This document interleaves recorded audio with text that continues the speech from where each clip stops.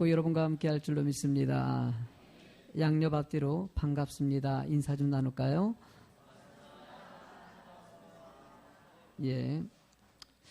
돌이킴과 참된 기쁨의 회복, 돌이킴과 참된 기쁨의 회복이라는 제목을 가지고 말씀을 전하도록 하겠습니다. 믿음이 성장한다는 것을 보는 것은 큰 은혜입니다.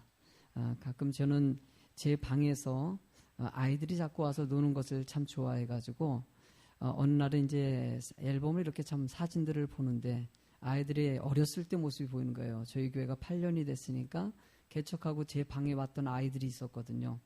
맨 처음에는 이 해찬이가 이제 6학년이 되다 보니까 내 방 들어올 일이 없어요. 맨 처음에는 해찬이가 들어왔었고, 그 다음에 동혁이가 들어왔고, 이렇게 순서로 쭉쭉쭉쭉 하다가 요즘에 이제 애들이 또 이제 나가는 애들이 있고 들어오는 애가 있어요.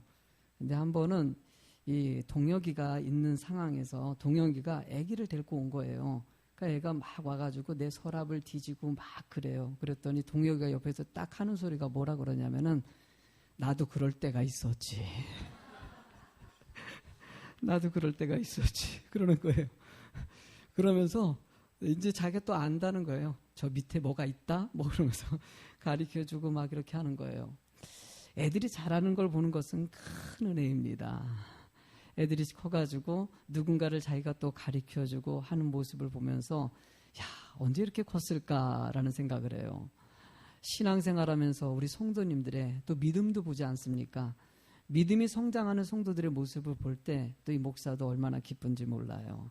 여러분들이 이전과 다르게 더 기도하고 또 말씀을 의지하고 뭔가 헌신하려고 애쓰는 성도들의 모습을 볼 때마다 참 뭔가 뿌듯함도 느끼고 뭐 이런 기쁨도 참 느낍니다. 요즘에도 여호수아서를 강의하면서 새벽 기도를 하고 있는데 새벽 기도에 안 드렸던 분들이 오셔서 새벽 기도를 드리는 거예요. 나름대로 자신도 애써 보겠다는 거예요. 하나님 앞에 더 바로 서려고 하나님을 더 의지하고자 애쓰는 그 마음이 느껴져요. 제가 최근에 읽고 있는 책이 있습니다. 하나님의 열심이라는 책입니다. 이 조나단 에드워즈에 대한 그 목사에 대한 이야기인데 이 책을 읽으면서 제가 이 목사님에 대해서 사실 좀 궁금했어요. 전에도 신학교 시절에도 이 책을 좀 읽으면서 많이 은혜를 받았기 때문에 읽으면서 느끼는 것이 이 목사님이 하나님 앞에 바로 서기 위해서 애쓰고 노력하는 그 모습들, 제가 읽으면서 내 자신이 보이는 것이에요. 참 애쓰고 있구나. 여러 가지 어려운 환경 가운데서도 하나님 앞에 바로 서려고 그러고 하나님을 의지하려고 그러고 오직 주님 은혜 가운데 살기로 다짐하는 그 모습이 느껴지면서 참 내 부족함도 거기서 드러나는 것이에요. 이 목사님이 자신이 쓴 그 내용들을 읽다 보면은요, 이 결심문이라는 게 등장합니다. 결심문은 자신이 이렇게 우리 설교 시간이라든지 본인이 책을 읽는다든지 글을 읽다 보면은 뭔가 은혜 받을 때가 있지 않습니까? 은혜 받을 때마다 자신이 느낀 점, 나는 이렇게 살겠다라고 다짐하면서 썼던 것들이에요. 20세 때부터 쓰기 시작한 결심문이 많이 늘어난 거죠. 그 결심문을 보니까 44번에 그가 이렇게 고백했더라고요. 다른 어떤 목적도 아닌 신앙만이 나의 행동에 영향을 미치도록 하자. 신앙적인 목적이 아니라면 어떤 환경 속에서도 행동하지 말자. 그러니까 자신이 삶 가운데 오직 주님의 은혜 가운데 살겠다고 다짐하는 것이죠. 또 결심문 61번에 보면은요, 이렇게 써 있어요. 신앙에 온전하게 집중하지 못하도록 내 생각을 흐트러뜨리고 풀어지게 하는 게으름에 빠지지 않는 것이 최선이다. 이러면서 그 뒤에 서술적인 내용을 좀 추가했었는데 절대 내 인생에 핑계대지 말자. 이런 얘기를 그 쭉 내용에서 써놨어요. 읽으면서 내 삶이 보이는 거예요. 어느 순간에 핑계를 대고 뭔가 게을러졌던 내 모습을 보이면서 참 나는 잘하고 있느냐 라면서 한 주간 동안 참 생각이 많아졌어요. 여러분들 우리가 노력한다는 거, 저는 이 목사님 보면서 그게 느껴지는 거예요. 그냥 애쓰고 있다는 거 있지 않습니까? 뭔가 자신의 신앙이 성장하기 위해서 뭐 이 방법 저 방법 쓰는 것이요. 결심문도 써보고 기도도 해보고 애쓰는 모습들. 하나님은 우리 인생에 원하는 것이 무엇일까라면 애쓰는 자를 원하시는 것 같다는 거죠. 우리는 완벽하기 쉽지 않은 것 같아요. 저도 좀 시간이 지나면서 실수가 많아져가지고 참 마음이 막 죄송하기도 하고요. 근데 지금만 있었던 것이 아니라 옛날에도 늘 있었어요. 실수는요. 부족함이 늘 있었고 완벽해지려고 애쓴다.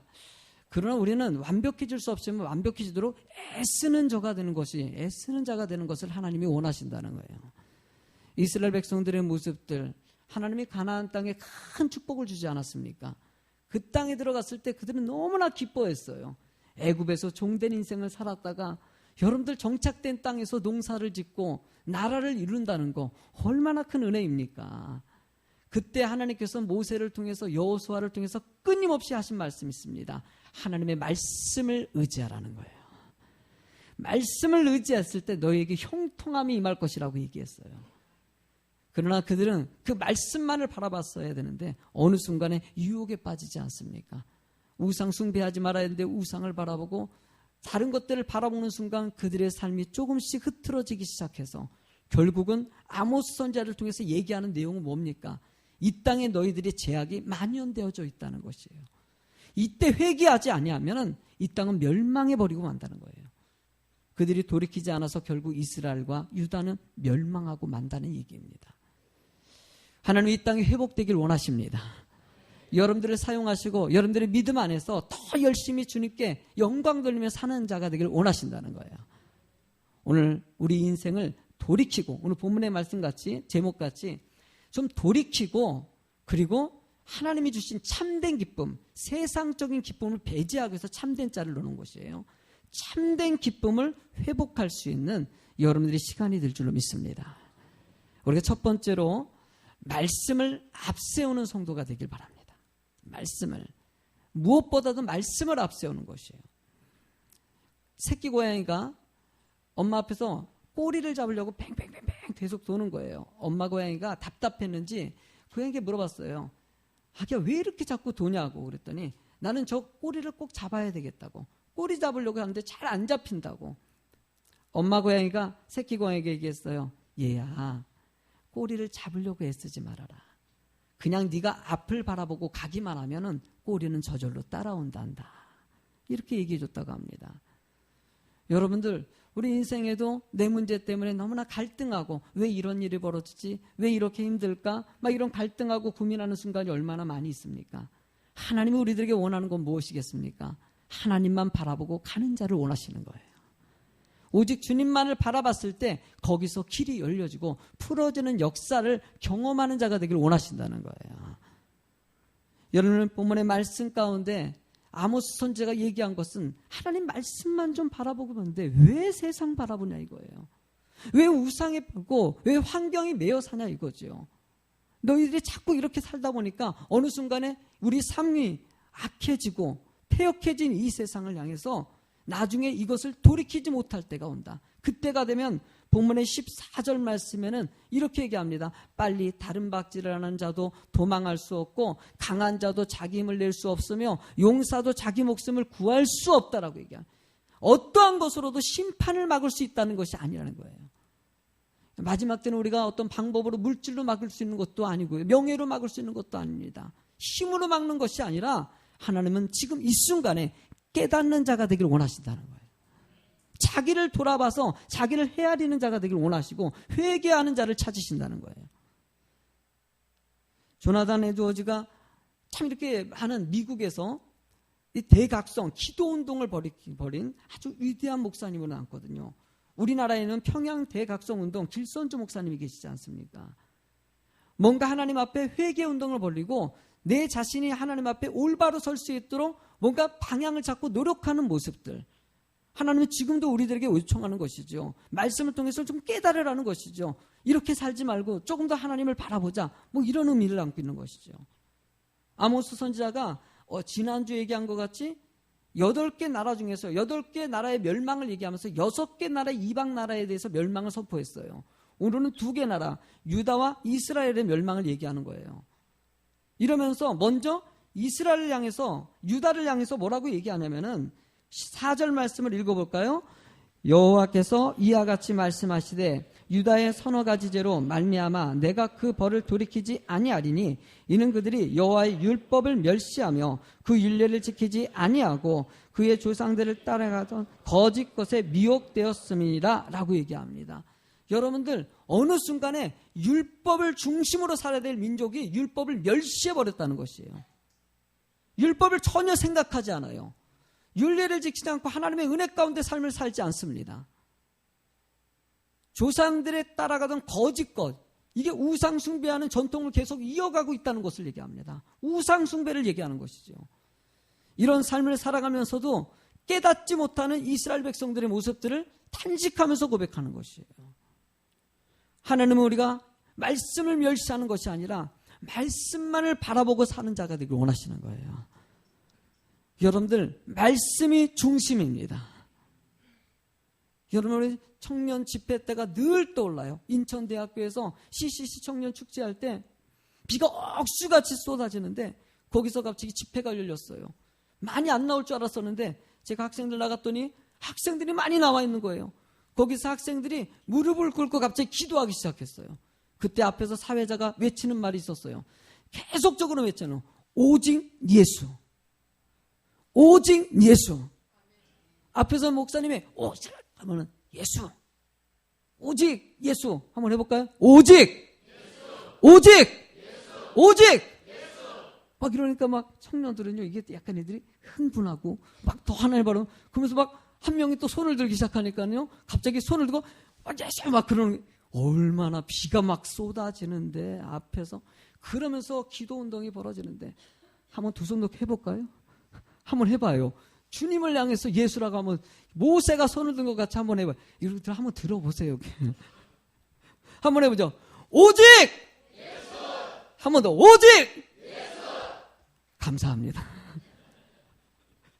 그래요. 오직 예수. 예수만이 답이라는 거예요. 그렇게 살아갔을 때 막힌 남도 모든 힘든 문제도 거기서 풀어진다는 거예요.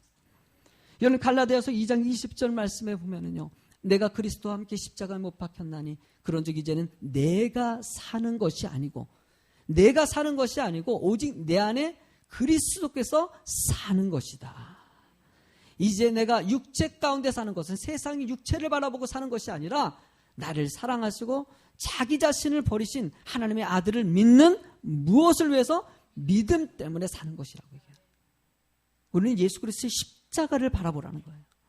우리를 대속해서 죽으신 십자가를 믿으십니까? 그 죽이신 예수님이 부활하신 것을 믿으십니까? 그 부활하신 것을 믿으신다면 여러분들의 삶에 전폭적으로 주님께 맡기고 여러분들도 부활 신앙이 되길 원하신다는 거예요. 하나님은 죽은 것 같지만 그 은혜 가운데 믿는 자를 다시 살리신다고 역사하셨어요. 그 소망을 가진 사람은 절대 낙심하지 않습니다. 좌절하지 않습니다. 포기하지 않습니다. 늘 하나님만 바라보고 하나님이 나에게 주신 축복만을 바라보고 늘 그 은혜 가운데 감사하면서 살아가는 것이죠. 여러분들 맥주 감사절 2주 남겨놓고 하트로 이렇게 넣었어요. 이런 감사 내용을 한번 적어보자는 거예요. 여러분들 힘들어도 감사할 거 있을까요? 없을까요? 있을까요? 없을까요? 있어요. 참 하나님이, 나는요, 여러분들 이 자리에 있는 것만 해도 얼마나 감사합니까?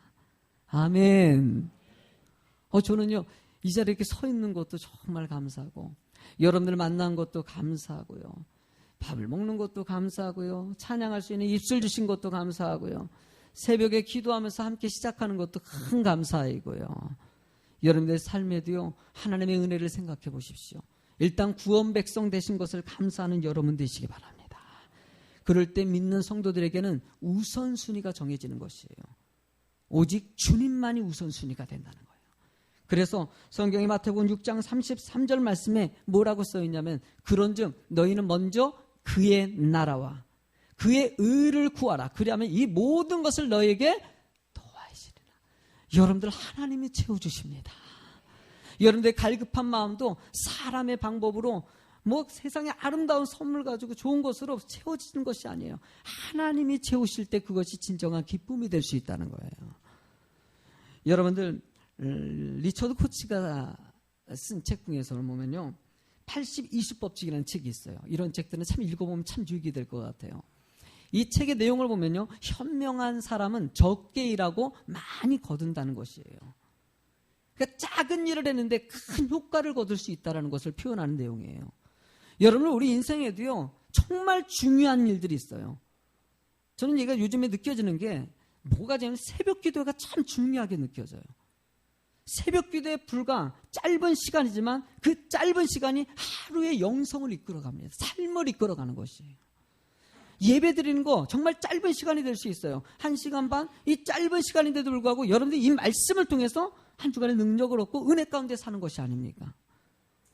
여러분이 전도의 비전을 갖고 그리스도의 향기를 바라는 작은 행동들, 한 사람에게 예수 믿으십시오. 예수 믿으면 구원받습니다. 이 작은 이 전도를 하는 순간 그 사람이 그 메시지를 받고 자신의 인생의 모든 것이 바뀝니다. 정말 작은 20% 행동이지만 그의 삶의 모든 것이 축복으로 삶을 만들어가는 거 얼마나 멋집니까? 하나님은 여러분들이 가치 있는 인생이 되길 그래서 원하시는 거예요. 더 중요한 것이 무엇이냐? 여기에 집중하고 이 일에 매여서 살아나가는 여러분들은 80% 이상의 더 큰 놀라운 가치를 만들어내는 그런 인생이 될 수 있다는 것이죠. 저는 우리 성도님들도 그런 삶을 살아가는 성도들이 되실 줄로 믿습니다. 하나님이 우리에게 세 계명을 주셨습니다. 하나님을 사랑하고, 가장 중요한 원리입니다. 따라합시다. 하나님을 사랑하고 내 이웃을 내 몸같이 사랑하자. 그런 삶이 되십시오. 두 번째, 여러분들 세상의 빛과 소금이 되길 바랍니다. 여러분들 이 마태복음 5장에 보면요, 산상수훈이라고 심령이 가난한 자는 복이 있나니 애통하는 자는 복이 있나 온유한 자는 막 이런 말이 쭉 나온 다음에 그 다음에 소금에 관한 얘기를 하고 빛에 관한 얘기를 합니다. 그러면서 그 산상수훈의 귀한 말씀을 하고 나서 소금의 삶을 살라, 빛된 삶을 살라 얘기하고 있어요.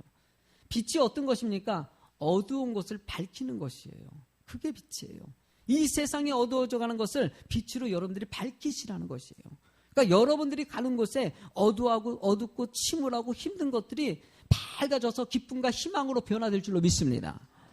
소금이 무엇입니까? 소금은요, 썩지 못하게 하는 원리를 갖고 있어요. 세상이 썩어지는 것이 여러분들을 통해서 썩지 않게 만들어간다는 거예요. 그리고 소금은요, 음식 만들 때 소금을 넣으면은요, 여러분들 소금을 넣지 않는 거에 차이가 얼마나 큽니까? 소금 넣으면 맛있어요, 안 맛있어요? 여러분들 아무리 설렁탕을 맛있게 해도요, 소금이 안 들어가면요 맛이 없어요. 어떤 분이 그런 얘기하죠. 제가 이런 설교를 한번 했더니만요, 목사 몰라서 그래요. 어떤 집에 갔더니 설렁탕에 소금 안 넣어도 맛있었어요. 그건 미리 넣은 거예요. 그 미리 넣은 거지 절대 안 넣은 거 아닙니다. 미리 넣어서 나왔기 때문에 치지 않아야 되는 거지. 여러분들 뭐든지 간이 들어가야지 맛있어요. 이가 뭘 뜻합니까? 맛을 내는 인생들이라는 것이에요. 여러분들이 가는 곳에 여러분 때문에 기쁨이 가득 채워지게 만드십시오. 여러분들께 행복하게 만들어 가십시오. 주님이 여러분들의 인생이 그런 말씀만을 바라보면서 그런 행동으로 옮겼을 때 이 땅이 그렇게 될 수 있다고 얘기하는 것이에요. 여러분, 그러나 그렇게 살지 못했던 이스라엘 백성들에게 어떤 일이 벌어집니까? 본문의 말씀에 6절과 7절과 8절을 6절 한번 읽어보실래요? 뭐라고 써있는지? 여호와께서 이와 같이 말씀하시되 이스라엘의 서너 가지 죄로 말미암아 내가 그 벌을 돌이키지 아니하리니 이는 그들이 은을 받고 의인을 팔며 신 한 켤레를 받고 가난한 자를 팔며. 여러분, 이 말씀 보십시오. 그들이 은을 받고 의인을 팔며. 이 말은요, 가난한 자들을 돈을 주고 팔았다는 것이에요. 가난해가지고 너무나 힘든데도 불구하고 그 돈을 받고 사람들을 갖다 매매하는 이 돈 있는 사람들의 권력들을 얘기하는 거예요. 신앙결례를 받고 가난한 자를 팔며, 신앙결례 보잘것 없는 것을 맡겼는데 사람들을 팔아버리더라는, 뭐 이런 거가 될 수 있겠지요. 내가 돈이 너무나 없어가지고 그래가지고 사채업자한테 은행에서 안 빌려주는 거 가지고 1,100만 원만 빌려달라고 빌려줬어요. 3개월 동안 안 갚으면 안 된다. 3개월 동안 갚지를 못했어요. 못했더니만 하는 소리가, 이제 이 돈 안 갚았으니까는요 책임을 주세요. 뭘요? 장기라도 내세요. 아니면 집을 담보한 거 우리 그거 가져가겠습니다. 여러분들 세상이 이렇게 악해져가지고 뭔가 자신이 그 권리와 힘 가지고 핑계거리 짜다가지고 가난한 자를 갖다 팔아버리더라는 것이. 9절의 말씀, 7절 말씀 읽어볼까요?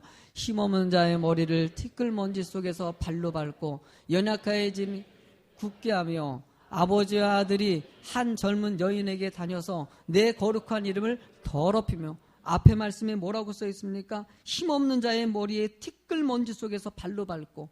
여러분들 이거는요, 가난한 자들 정말 없는데도 불구하고 가난한 자의 이 돈을 착취하는 걸 얘기하는 것이. 저도 최근에 뉴스 보니까는요, 너무나 가슴 아픈 뉴스를 봤어요. 어떤 50대 사람이 그 폐지 주우셔가지고 하시는 너무나 가난한 분들 아닙니까?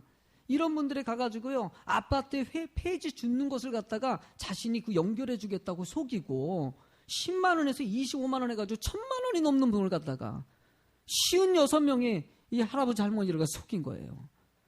아니 어떻게 아니 그 얼마나 가난한 분들이에요. 도움을 줘도 할 것이 멀쩡한 사람이 그거 갖고 사기쳐가지고 그걸 갖다 띄어먹는 벼룩의 간을 빼먹는 아주 그냥.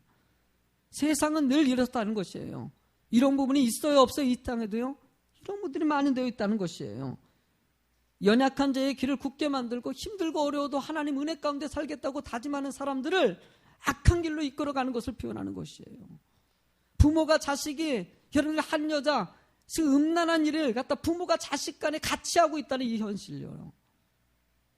이런 타락한 이 세상의 모습들, 여러분들 이 음란함이 얼마나 만연되어 있습니까? 이 땅에. 여러분들 이런 일을 보고 나서도 우리가 너무 기도하지 못하고 여러분들 이렇게 깨닫지 못하고 교회가 전혀 영향력을 미치지 못할 때 하나님 얼마나 탄식하시겠습니까? 그 이어가지고 또 여러분들 8절의 말씀 보니까는요, 읽어보실래요? 모든 제단 옆에서 정당 잡은 옷 누우며 그들의 신전에서. 여러분들이 이 말은요, 모든 제단 옆에서 전당 잡은 옷을 위에 눕는다. 여러분들 자신이 돈이 있어가지고 어떤 사람이 와서 옷을 맡기고, 당시에 옷이 겉옷은 아주 귀한 것이거든요. 그거 맡기고 돈을 빌려갔어요. 그랬더니 그 겉옷 가지고 깔고 누워서 즐거워하고 있다는 것이에요. 상대방의 아픔을 헤아리지 못하고, 나는 어쨌든 시간만 잘해서 상대방 돈 안 갚으면 이 겉옷은 내 거다. 뭐 이 식이지요. 근데 뭐라고 그러니까 제단 앞에서라 얘기하면 하나님 앞에서 믿는 사람이 이러고 있다는 것이에요. 신전에서 벌금으로 얻은 포도주를 마신다는 것은요, 여러분은 온갖 사기치고 악한 방법으로 소득을 취해서 도둑질한 돈 가지고 하나님 앞에 영광 돌리면서 나 잘한다고 얘기하고 있다는 것을 얘기하는. 하나님은요, 여러분들이 좀 하나님의 마음을 갖기를 원하시는 것이에요. 참 따뜻한 마음 가지고 사랑의 마음을 가지고 진정한 아름다운 선행이 여러분들 표현 가운데 나오기를 원하신다는 것이에요. 마태복음 5장 16절 말씀에 보면은요, 여러분 빛과 소금을 갖다 표현하시면서 맨 마지막에 이렇게 했어요. 같이 읽어보실래요? 이와 같이 너희 빛이 사람 앞에 빛이 가요 그들로 너희 착한 행실을 보고 하늘에 계신 너희 아버지께 영광을 돌리게 하라. 나는 여러분들의 착한 행실이 드러나는 삶이 될 줄로 믿습니다. 우리 좀 착해집시다. 용서도 좀 하시고요. 미운 사람이 있습니까? 용서합시다. 아멘. 그래도 못하겠어요. 그래도 합시다. 세상에는 내 마음에 들지 않는 일들을 많이 벌어요. 여러분 너무나 속상한 일이 생겼습니까? 그래도 좀 이겨내 봅시다. 세상에 좀 사랑을 좀 나눌 수 있는 여러분들의 가족들, 특히 저는 요즘에 가족들 생각이 좀 많이 나요. 여러분들 부모님, 부부끼리도 그렇고 자녀를 향해서도 그렇고 서로 힘을 실어줄 수 있는 그런 가족관계 있지 않습니까?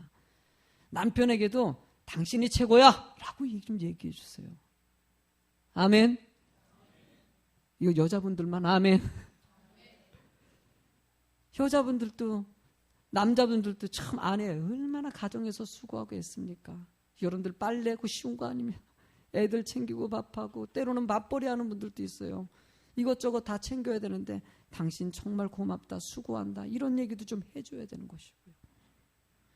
자녀들을 향해서도 날마다 야단치고 아이고 저놈의 자식 그냥 왜 이렇게 공부하고 징그럽게 안 한다 이런 말보다는 너는 나의 희망이야.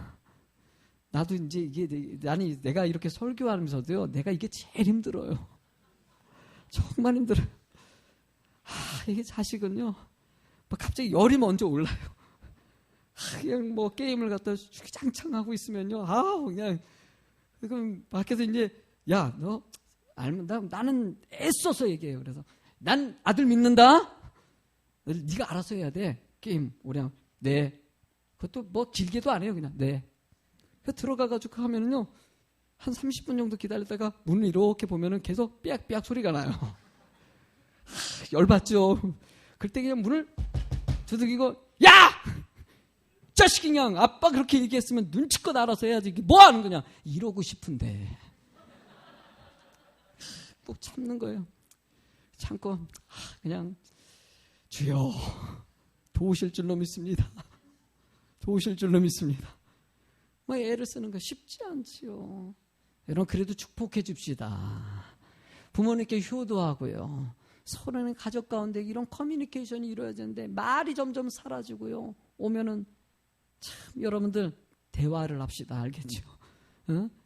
아멘. 여러분, 우리가 세 번째로 우리가 얘기하고 싶은 것은요. 같이 한번 제목을 읽어봤으면 좋겠습니다. 기쁘게 살기로 작정이야. 사실 세 번째 제목 잡기가 너무 힘들었습니다. 왜냐하면은 깨닫는 쪽으로 갈까 하다가 아니야, 희망을 얘기하자. 왜냐하면은 하나님 말씀 안에 회개하고 돌아오면 그것이 기쁨이기 때문이에요. 많이 시켜서 이 기쁨으로 기쁘게 살기로 작정하라는 것은요, 회개하고 주님의 말씀대로 사는 것을 얘기하는 것이에요. 하나님은 종국절에들이 행복한 자가 되길 원하십니다. 어떤 이 35세 된 처녀가 상담, 다른 사람들에게서 치료를 좀 받기로 왔어요. 이 얘기를 제가 참 그 얘기 듣고 참 마음이 아팠어요. 근데 그 치료하러 가는데 뭐냐면 우울증 치료예요. 우울증 치료. 아무에게도 얘기도 안 하고 있고 혼자만 살고 있는. 겉들은 뭐 문제 하나도 없어요. 똑같이 직장도 다니고 뭐 하는데. 그래서 상담을 좀 들어가서 얘기를 해봤더니만은 이 여인에게 아픈 상처가 있는 것이에요. 이 이 여인이 어렸을 때 엄마 아빠가 이렇게 하다가 아빠가 먼저 죽게 됐어요. 엄마가 이제 혼자 아기를 키우고 산 거예요. 살고 있었는데 이 아기 이제 엄마가 그래도 이제 친할머니죠. 친할머니 입장에서는 우리 며느리가 나름대로 자기 인생을 좀 살고 싶은 거예요. 그러다가 정말 몇 년 있다가 좋은 남자를 만난 거예요. 그 남자가 너무 착해요. 너무 좋아요. 그래가지고 친할머니 입장에서 이 며느리를 내가 설득해가지고 너 그냥 가라. 애기 내가 키울 테니까. 그래가지고 이 엄마를 이 며느리를 보낸 거예요. 근데 보낼 때 애기가 자기가 바라볼 건 엄마밖에 없는데, 그러니까 엄마를 붙잡고 그렇게 늘어진 거예요. 엄마 가지 말라고. 엄마 가지 말라고. 막 근데 어쩔 수 없이 보내야 되잖아요. 할머니가 단호하게 끊으면서 엄마 가게 해줘야 된다고. 너 왜 그러냐? 너 왜 그러냐?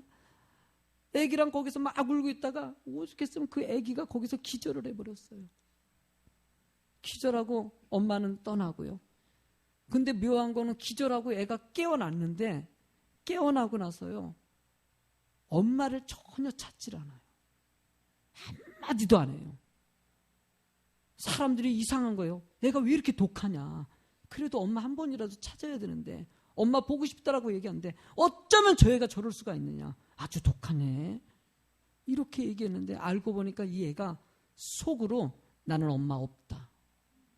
나는 혼자 산다. 이걸 다짐하고서 그 상처를 껴안고 산 거예요. 거의 30년 동안 자신의 인생은 누구에게도 웃어주지도 않고 누구도 만나도 대화하려고 하지 않고 나는 나 혼자다. 그러면서 남자에 대해서 이 남자는 절대 거부하는, 그리고 누구랑 얘기 나눌 생각도 안 하고 타협할 생각도 안 하는 사람으로 변질되어요. 여러분들, 나는 이게 하면서 얼마나 마음이 너무나 메어지더라고요. 그런 상처가, 이분은 좀 극한 상황이지만 우리 삶 가운데서도 이런 상처들이 얼마나 많이 있습니까? 하나님이 이런 모든 이 상처 때문에 정말 행복하고 기쁨으로 살아갈 인생들이 어느 순간에 매여서 억눌려서 평생 웃어보지 못하고 살아가는 사람들이 얼마나 많이 있습니까? 이것이 어디서 오는 것입니까? 환경과 조건, 이 세상 속에서 오는 것이라는 거예요. 하나님은 그래서 주님을 의지하고 그 은혜 가운데 진정한 참된 기쁨을 간직하는 자가 되기를 원하신다는 거예요. 베드로가 하나님을 믿고 나서 예수님이 승천하고 나서 자신이 말씀을 마가다락방에서 성령의 임재를 체험합니다. 하나님이 나와 함께 하시는 것을 깊이 있게 체험하고 나서 그 다음에 그가 말씀을 전하기 시작했습니다. 그 말씀 가운데 사도행전 2장 28절에 그는 이렇게 표현하고 있습니다. 뭐라고 같이 한번 읽어보실래요? 사도행전 2장 28절의 말씀을. 사도행전 2장 28절의 말씀. 시작. 주께서 생명의 길을 내게 보이셨으니 나 그 앞에서 내게 기쁨이 충만하게 하시리로다 하였으므로. 주께서 생명의 길을 내게 보이셨다는 거예요. 하나님의 놀라운 축복의 은혜를 내게 줬기 때문에 내 기쁨이 충만하다. 나는 기쁨 가운데 살아간다. 은혜 가운데 살아간다고 얘기하는 거예요. 세상에 힘든 일이 있더라 나는 기쁘다라고 얘기하는 것이죠. 예수님도요, 요한복음 16장 24절에 우리에게 이렇게 요청하십니다. 읽어보시겠습니까? 지금까지는 너희가 내 이름으로 아무것도 구하지 아니하였으나 구하라. 그리하면 받으리니 너희 기쁨이 충만하리라. 하나님은 여러분들이 행복한 자가 되길 원하십니다. 나는 여러분들이 행복하기로 작정하는 성도가 될 줄로 믿습니다. 우리는 어느 순간에 불행하려고 작정된 삶을 살아가는 사람이 있어요. 힘들려고 이미 작정합니다. 마음에 다짐을 해요. 그냥 뭔 일 있을 때마다 먼저 불행을 얘기합니다. 나는 왜 이러지? 나는 왜 이거밖에 안 되지? 그런 건요, 그 말 속에 뭐가 담겨 있냐면 나는 왜 이러지가 아니라 난 불행하게 살기로 작정할 거야. 이 말하고 똑같은 거예요. 하나님은 여러분들에게 충분히 기뻐할 수 있는 환경을 주셨어요. 왜 힘든 것에 매여 있습니까? 그럴 수 있어요. 저도 전에 암에 걸린 적도 있고 힘든 순간이 왔을 때 정말 낙심이 와요. 그러나 하나님은요, 생명의 은혜를 주신 분이세요. 천국의 소망을 주신 분이세요. 그 모든 것을 뛰어넘을 수 있는 믿음이 되길 원하시고요. 우리는 충분히 기뻐할 수 있다는 것이에요. 본문의 9절과 10절에 내가 아모리 사람을 그들 앞에서 멸하였나니 그 키는 백합문 높이 같고 강하기는 상수리 나무 같으니 내가 그 위에 그 열매가 그 아래에 뿌리를 진멸하였느니라. 내가 너희를 애굽 땅에서 이끌어내며 40년 동안 광야에서 인도하고 아모리 사람의 땅을 너희가 차지하게 하였고라고 얘기합니다. 하나님께서는 불가능한 그 가나안 땅을 하나님의 축복의 땅이 만들게 하시고 그 땅을 이스라엘 백성들에게 줬다는 것이에요. 기쁨이 되게 하셨다는 것이에요. 하나님 불가능을 가능케 하시는 분이 바로 하나님이십니다. 나는 기쁘지 않다. 아닙니다. 나는 기쁩니다. 나는 행복합니다. 모세가 자신의 인생의 모든 것을 마무리하고 죽기 직전에 자손들에게 마지막으로 얘기한 것은 나는 행복자다라고 얘기한 것이에요. 나는 행복합니다. 나는 행복합니다. 나는 행복합니다. 이런 노래가 있잖는데 여러분들 저는 그 노래가요. 누가 불렀죠? 목사님이 부르셨죠? 목사님이 되셨죠? 나중에 맞아 윤한기 목사님. 참 그래요. 이 가사를 보면은요 복음성가예요 정말. 하나님 말씀 안에서 우리는 행복한 사람이에요. 기쁜 사람이에요. 하나님께서는 본문의 11절 말씀을 읽어보시겠습니까? 시작. 또 너희 아들 중에서 선지자를 너희 청년 중에서 나신을 일으켰나니 이스라엘 자손들아 과연 그렇지 아니하냐. 이는 여호와의 말씀이니라. 하나님께서는 여러분들이 기쁨과 은혜의 삶을 위해서 선지자를 보내셨습니다. 또 나시린을 보냈다고 얘기하고 있어요. 나시린은 어떤 사람이냐면요, 하나님 앞에 거룩하게 살고 힘이 되어줄 수 있는 사람. 지금으로 따지면 목사가 될 수 있고 교회 리더자들이 될 수 있고 바로 여러분 하나님 믿는 앞선 여러분들이 될 수 있습니다. 하나님은 여러분들을 통해서 많은 사람들에게 희망과 기쁨의 전달자가 되기를 원하신다는 거예요. 나는 이 소리가 너무 좋아요. 내가 가는 곳이 잘 됐으면 좋겠다. 내가 가는 곳은 잘 된다. 따라합시다. 내가 가면 잘 된다. 내가 가는 곳에 웃음꽃이 있고요. 내가 가는 곳에 희망이 있고요. 근심했던 사람이 기쁨과 소망을 얘기할 수 있는 삶을 만들어가는 것. 바로 여러분들이 할 수 있다는 것이에요. 이 땅이 악하다고 아닙니다. 이 땅은 늘 그래왔어요.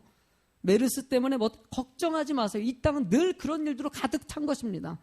하나님 이 땅에 그 가운데서도 기쁨을 하나님이 회복하게 해주시는 것이 바로 하나님이십니다. 말씀으로 돌아오십시오. 말씀으로 할 때 여러분들의 참된 기쁨으로 회복해 주시는 하나님의 은혜를 경험하는 삶이 될 줄로 믿습니다.